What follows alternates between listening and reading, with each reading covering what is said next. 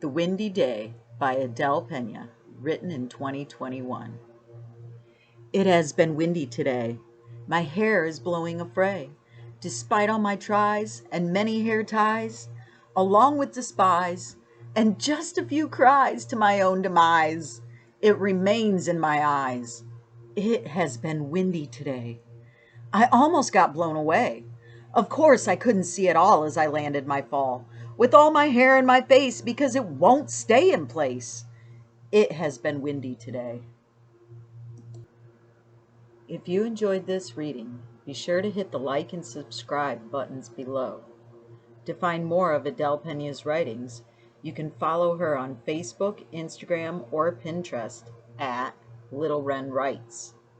Links to these sites and her bio page will be posted in the description section below.